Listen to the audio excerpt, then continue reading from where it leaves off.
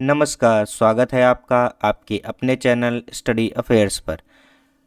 State of Hormuz जो कि Iran के बहुत ही नज़दीक या फिर यूँ कहें स्टेट ऑफ हॉर्मुज़ ईरान का कोस्ट गार्ड माना जाता है। ईरान ने उसे क्लोज़ कर दिया है। ईरान ने अनऑफिशियली एक अनाउंसमेंट करके इसकी सूचना दी थी कि अगर कोई भी शिप उस रूट से होके स्टेट ऑफ हॉर्मुज़ से गुज़रता है तो वो उसे शूट डाउन कर देंगे, क्योंकि एक शिप जो है ऑयल टैंकर उसको शूट डाउन किया गया, क्योंकि ईरान ने एक अनाउंसमेंट ये की थी जिसे हम सुनते हैं। All ships. Attention all ships. Attention all ships. Attention all ships. This is Sepah Navy. Iran बहुत ही Iran's स्ट्रिक्टली इस चीज़ Islamic को कह रहा Revolutionary है। Guard Corps Navy. From now on, all navigating through the Strait of Hormuz is forbidden. बहुत सारे No consequences ship होंगे in इसके। every type is not allowed to pass from the Strait of Hormuz till next notice. This is Sepah Navy.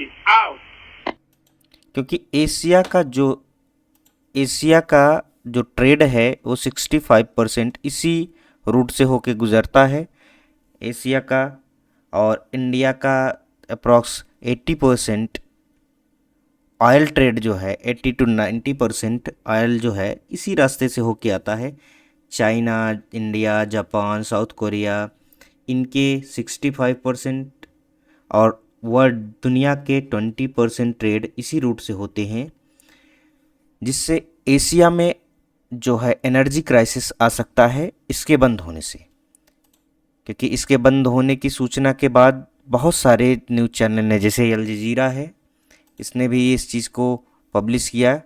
Complete control हो चुका है Iran का इस पे, और इसने एक मैप पब्लिश किया था जिसमें उसने दिखाया था कि ये देखें हम, क्योंकि ये जो नैरो पैसेस है इन ईरान और ओमान यूएई के बीच, ये 33 किलोमीटर 33 अप्रॉक्स 33 किलोमीटर के आसपास है, जिसको ईरान ने चोक कर दिया है।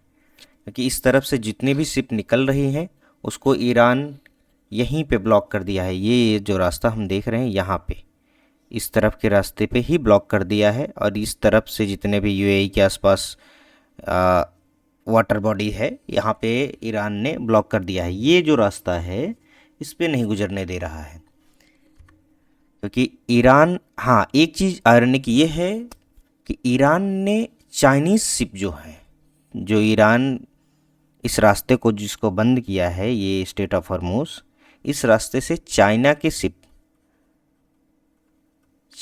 शिप गुजर रहे हैं। अनऑफिशियली सोर्सेस से कई न्यूज़ चैनल ने ये पब्लिश किया है, ये एनडीटीवी वर्ल्ड है, इसने पब्लिश किया है कि चाइनीज़ वेसल्स जो हैं वो इस रास्ते से गुजर रही हैं। तो इंडिया के भी संबंध, इंडिया ने चाबहार पोर्ट जो है वो ईरान का लिया हुआ था, जिसे डेवलप भी किया इंडिया ने, बट उसको उसने अलाउ नहीं किया है। अभी तक कोई भी ऐसे सोर्सेस नहीं मिले हैं कि जिससे ईरान इंडिया के शिप को अलाउ कर रहा हो और चाइनीज़ शिप को भी अलाउ कर रहा हो। बट बहुत सारे न्यूज़ चैनल में इस चीज़ को पब्लिश किया गया है कि चाइनीज़ शिप जो हैं वो इस वार जोन से भी गुजर रही हैं, और कहीं कहीं न्यूज़ चैनल पे ये भी है कि जो चाइनीज़ वेसल्स हैं और रशियन वेसल्स जो हैं वो गुजर रही हैं। चाइना के लिए ये एक डिप्लोमेटिक जीत मानी जा रही है, क्योंकि चाइना अपना यहाँ से अप्रॉक्स 65% एनर्जी को जो है वो यहीं से कंप्लीट करता है। अगर वो रास्ता बंद होता है तो ये चाइना के लिए, साउथ कोरिया के लिए, इंडिया के लिए ये बहुत ही बड़ा सेटबैक होगा। बट चाइना यहाँ पे इस चीज़ के लिए बाजी मारता हुआ दिख रहा है, क्योंकि चाइना के शिप जो हैं वो बहुत सारे ऐसे आर्टिकल में देखा जा सकता है कि वहाँ से निकल रहे हैं। जैसे ही इसकी सूचना मिली, क्योंकि इसी के बाद यूएस ने इंडिया से आ रही एक ईरान की सबमरीन नहीं कह सकते हम, एक युद्धपोत जो था वो इंडिया आया हुआ था एक नेवल एक्सरसाइज में। इंडिया में नेवल एक्सरसाइज करके इंडिया से ईरान को वापस जा रहा था, तो श्रीलंका के बीच में, श्रीलंका के कोस्ट गार्ड के आसपास यूएसए की जो सबमरीन है उसने उसको डुबा दिया। और यूएस का जो पेंटागन है वहाँ से एक वीडियो रिलीज़ किया गया था, द गार्डियन ने भी इसको पब्लिश किया था। ये उसने वीडियोस में दिखाया गया है कि ये चाइनीज़ जो शिप है, ये जो हम देख रहे हैं, सॉरी चाइनीज़ कह रहे हैं, ईरानियन जो शिप है, ये इसको ये तोड़ रहे हैं या फिर ये कहें डुबा रहे हैं। ये एक उसी का आर्टिकल है। उसी के बाद, क्योंकि ये जो शिप है इसके बाद ही इज़राइल ने भी तेहरान पर बहुत सारे मिसाइल से अटैक किया, क्योंकि ईरान पर यूएस और इज़राइल दोनों मिलकर अटैक कर रहे हैं। और उस अटैक में जिसमें ये शिप तोड़ी गई या फिर ये डुबाई गई, उसमें अप्रॉक्स 80 लोगों की मृत्यु हो चुकी है अभी तक। और बहुत सारे लोग जो भी उसमें क्रू मेंबर्स थे, सेलर्स थे या फिर यूँ कहें ऑफिसर्स जो थे, वो अभी लापता बहुत सारे हैं। और बहुत सारे लोगों को नहीं ढूंढा जा सका है अभी तक। जब मैं ये वीडियो रिकॉर्ड कर रहा हूँ तब तक नहीं ढूंढा जा सका है। बट सोर्सेस से, जैसे ये न्यूज़ चैनल है आज तक, इसने 80 लोगों को कंफर्म किया है। और उसके बाद ईरान पर बहुत सारे बम, जो रॉकेट लॉन्चर हैं और सारी चीज़ें हैं, वो इज़राइल ने भी यहाँ पे अपने अटैक शुरू कर दिए हैं। ये ईरान के दृश्य हैं जिसको पब्लिश किया गया था द गार्डियन में ही, ये इसमें ही इसको पब्लिश किया गया था। ये क्योंकि इज़राइल के अटैक में इस तरह के दृश्य जो हैं सामने देखे जा सकते हैं।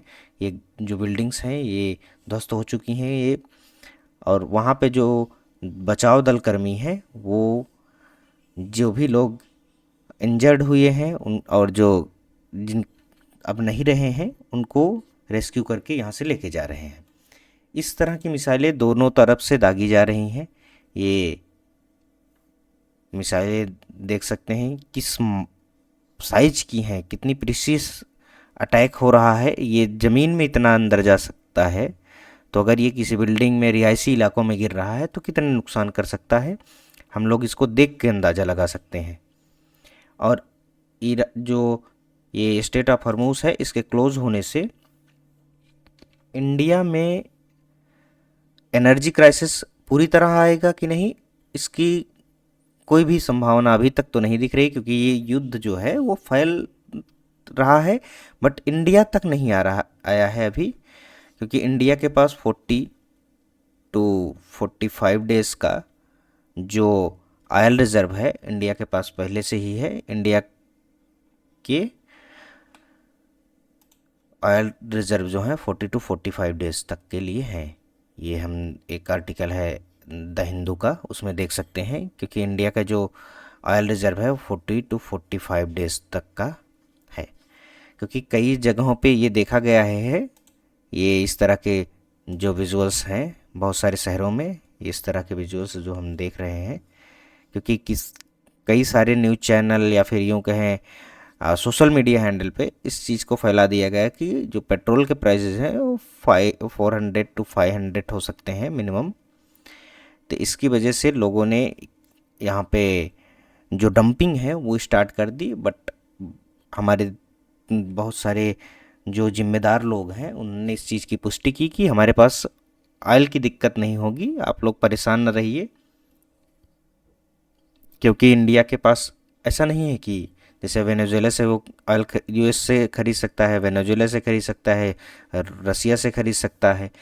इंडिया के पास बहुत सारे ऐसे देश हैं जिनसे वो अभी भी अपनी एनर्जी को पूरी कर सकता है। और ये स्टेट ऑफ हॉर्मूज को क्लोज होने से इकोनॉमिकली बहुत सारे देशों पे इसका असर पड़ेंगे। जैसे एशिया पे, खास करके एशिया पे इसका असर देखने को मिलेगा हम लोगों को। एंड इंडिया पे तो फ़िलहाल नहीं दिख रहा है। अगर ये युद्ध आगे बढ़ता है तो मैं अब अपडेटेड वीडियो लाता रहूँगा। And thank you for watching, have a great day.